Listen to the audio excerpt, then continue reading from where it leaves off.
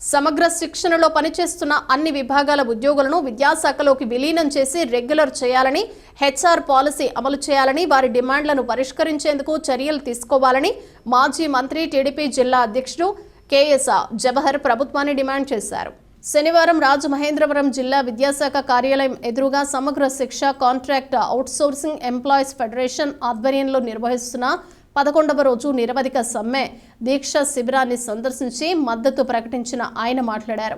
ప్రస్తుతం ఉన్న part time విధానాన్ని రద్దు చేసి ఫుల్ టైం కాంట్రాక్ట్ విధానాన్ని అమలు చేయాలని, అవుట్సోర్సింగ్ సిబ్బందిని కాంట్రాక్ట్ పద్ధతిలోకి మార్చి మినిమం టైం స్కేల్ అమలు చేసి వేతనాలు పెంచాలని కోరారు. సమగ్ర శిక్ష ఉద్యోగులు కోరుతున్న న్యాయపరమైన డిమాండ్లు తెలుగుదేశం పార్టీ జాతీయ అధ్యక్షుడు నారా చంద్రబాబు నాయుడు దృష్టికి తీసుకుని వెళతామని, రాబోయే ఎన్నికల మేనిఫెస్టోలో ఈ అంశాలు పెట్టే విధంగా చర్యలు తీసుకుంటామన్నారు. జేఏసీ నాయకులు ఎం రఘునాథ్, డి వంశీకృష్ణంరాజు, ఆర్ వెంకటరాజు, మిరప రాజు, వెంకట్ తదితరులు పాల్గొన్నారు. ప్రముఖ వాయిద్య కళాకారుడు, చిత్రకారుడు కె బుజ్జిబాబు డప్పు వాయిద్యం సమ్మె ఉద్యమానికి ఊపిరిగా నిలుస్తోందని ఉద్యోగులు హర్షం వ్యక్తం చేస్తున్నారు. ఎందుకంటే ఎలిమెంటరీ సెక్షన్ లో ఎక్కడా కూడా కనీస ఎవరు కూడా ఉద్యోగస్తులు లేనటువంటి పరిస్థితి, సీనియర్ అసిస్టెంట్ కానీ, జూనియర్ అసిస్టెంట్ కానీ, సూపరింటెండెంట్ కానీ ఎవరు ఉండేవాళ్ళు కాదు.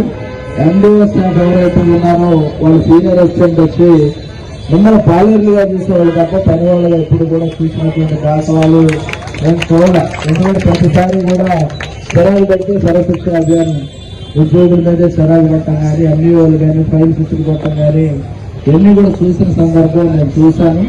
ఆ సందర్భంలో నేనే ఉపాధ్యాయ సంఘానికి 10 సంవత్సరాలు జిల్లా అధ్యక్షుడిగా పనిచేసిన సందర్భంలో ఎందుకంటే వృత్తి మీద ఉన్నటువంటి గౌరవం, ఆ గౌరవంతో పాటు ఉద్యమాల్లో ఉన్నటువంటి పరిస్థితులు ఇవన్నీ బేరీలు చేసుకున్న తర్వాత తప్పకుండా జరుగుతున్నటువంటి అన్యాయం ఎవరికైతే జరుగుతుందో వాళ్ళకి సంఘీభావం తెలియజేయడం అనేది నాకు కనీస ధర్మంగా భావించి ఈరోజు మీ దగ్గరకు రావడం జరిగింది. కర్ర చేతికిచ్చాం, తలమైన కొత్త చేయడం పెడతా ఉన్నాం.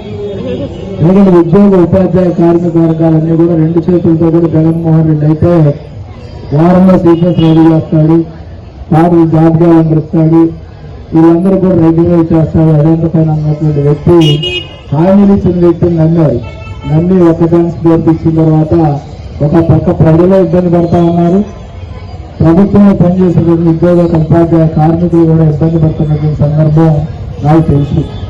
అన్నిటికన్నా కూడా పాఠశాల విద్య అనేది ఒక ప్రయోగశాల విద్యగా మారినటువంటి సందర్భం. ఎందుకంటే ఎక్కడ లేదు నేషనల్ ఎడ్యుకేషన్ ఏదైతే న్యూ ఎడ్యుకేషన్ పాలసీ ఉందో ఆ న్యూ ఎడ్యుకేషన్ పాలసీని అమలు చేసేటటువంటి పరిస్థితి ఆంధ్రప్రదేశ్లోనే ఉంది.